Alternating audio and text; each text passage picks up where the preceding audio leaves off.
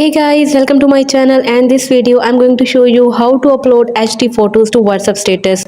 So it's super easy and we will make sure you get it right. So just make sure to watch the complete video carefully to avoid forgetting anything and making mistakes.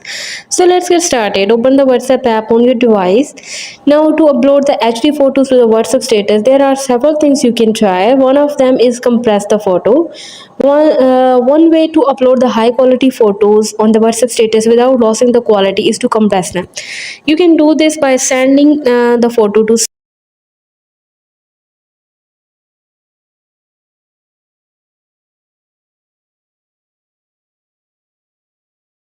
For example, if I select this photo and let me send this photo.